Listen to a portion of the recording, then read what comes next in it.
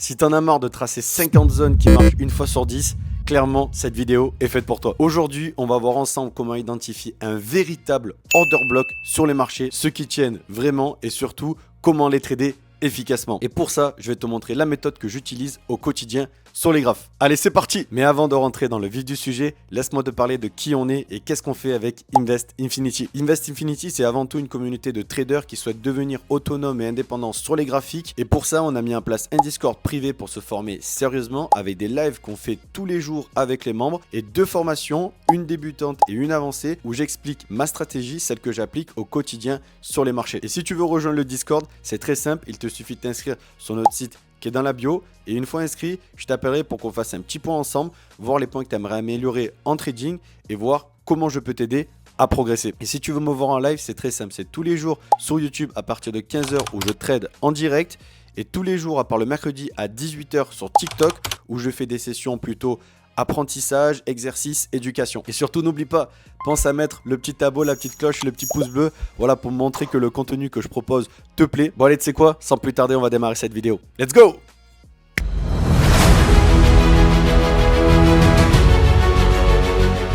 Donc d'abord, on va voir avant tout la partie théorique, d'accord? C'est vraiment important de comprendre comment va se constituer un OB.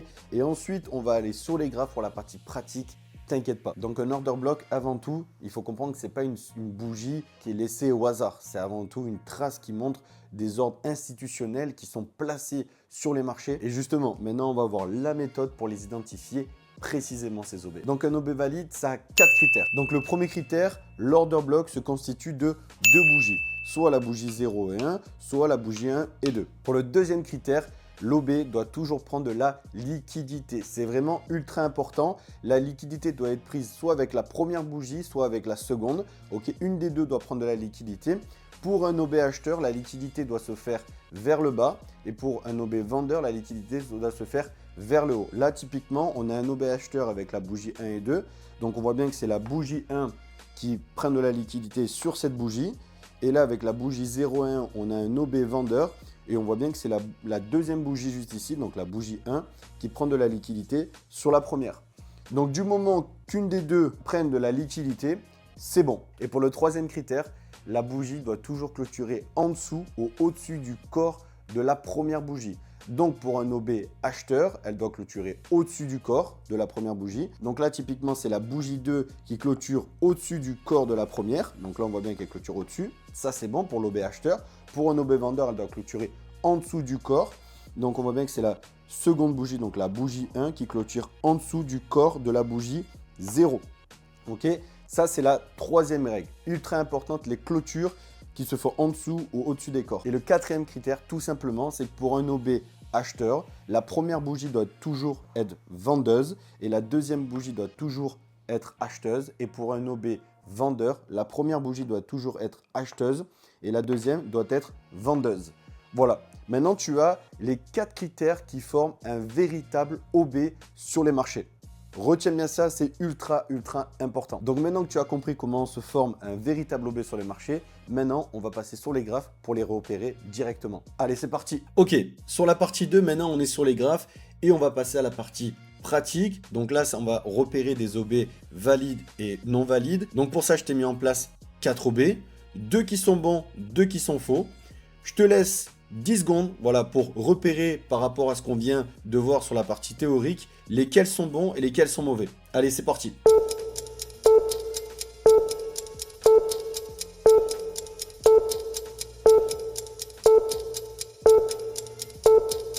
Ok, nickel, le temps est écoulé. Donc comme je t'ai dit, il y a bien 2 OB qui sont bons et 2 qui sont pas bons. Et effectivement, la bonne réponse des 2 OB, en tout cas j'espère que tu les as trouvés, c'était l'OB numéro 3 et l'OB numéro 1. Là, on voit bien sur l'OB numéro 1 que l'OB ici se forme en 2 bougies, que la prise de liquidité se fait bien par le haut, que la deuxième clôture bien en dessous du corps de la première et qu'il y ait bien une bougie acheteuse puis vendeuse. Pour l'OB numéro 3, on voit bien ici 2 bougies, la première qui est vendeuse, la deuxième qui est acheteuse, donc ça c'est bon. Ensuite, on voit bien qu'il prend de la liquidité sur la première bougie. Et on voit aussi la quatrième règle qui clôture bien au-dessus du corps de la première. Donc ça, c'est un OB acheteur qui est valide aussi. et pour l'OB numéro 2 et forcément numéro 4 qui sont totalement faux. Malgré que celui-là il prend la leak, malheureusement il ne clôture pas au-dessus du corps. Et celui-là, on voit bien qu'il clôture en dessous, qu'il y a bien une bougie acheteuse puis vendeuse, qu'il y a bien deux bougies, mais il ne prend pas de liquidité. On le voit bien au même niveau que la première bougie. Et donc ce n'est pas un OB valide. Marque-moi en commentaire si tu as eu juste ou pas à l'exercice. Et maintenant, on va passer à la partie 3, c'est comment trader efficacement un OB. Et maintenant qu'on a vu ensemble comment repérer les bons order blocks sur les marchés et éviter de tomber dans le piège, on va passer à la partie que tout le monde attend, comment entrer sur un OB, où placer son stop loss et où TP. Voilà ce qu'on va voir maintenant. Donc maintenant, on va voir comment rentrer sur un OB efficacement et pour ça, il y a deux possibilités. Donc pour tracer ton OB, c'est très simple. Pour un OB acheteur, tu prends le plus haut de la bougie numéro 1 et le plus bas d'une des deux bougies, peu importe. Ensuite, tu traces ton OB. Ici, tu as ton OB. La première entrée, ça serait tout simplement de rentrer directement quand il touche le haut de l'OB. Directement ici. D'accord? Voilà, là, ça serait la première entrée. Et la deuxième possibilité, ça serait avec le Fibonacci. Très simplement, tu traces le plus bas de la bougie et le plus haut du mouvement. Et tu attends un retour soit dans les 50%, soit dans la zone OTE. Et maintenant, on va voir comment placer son stop loss efficacement sur un OB. Pareil, il y a deux possibilités. Donc imagine, tu rentres sur le début de l'OB juste ici, en achat. La première solution pour placer son stop loss, c'est soit en dessous du plus bas. Donc juste ici, tu vois le plus bas, c'est celui-là. Tu places ton stop loss ici. C'est la première possibilité. La deuxième possibilité, elle est plus agressive, mais elle permet d'avoir moins de stop loss. Ça serait de le placer sous le corps des bougies. Tout simplement. Et forcément, tout ce que je dis pour un OB haussier, c'est valable aussi pour un OB baissier. Donc si tu places ton SL en dessous des mèches pour un OB acheteur, tu vas le placer au-dessus des mèches pour un OB vendeur. Ok? C'est toujours l'inverse. Et maintenant, ça c'est le petit bonus. Quand tu es rentré, la question c'est où TP et quand TP. Pareil, il y a deux possibilités. Soit tu TP à une prise de liquidité externe, typiquement ici. Voilà. Tu TP ici. Ou bien tu fais comme moi un TP entre 2 et 3 RR. Voilà, là par exemple on est à 2 RR. Ben, tu montes ton TP à 3 RR. Et voilà. Et ensuite tu laisses le graphe monter jusqu'à ton TP. Et maintenant on va passer à la prochaine partie qui est les erreurs qu'il faut absolument éviter sur les OB. Et maintenant, on va voir les erreurs que font la plupart des personnes sur les OB. Donc la première erreur, tout simplement, c'est ne pas respecter les 4 critères qu'on a vus ensemble juste avant dans la vidéo. Donc forcément, ça c'est la première erreur que la plupart des gens font. Soit ils ne prennent pas en compte la liquidité, soit ils ne repèrent pas les clôtures de bougies, etc.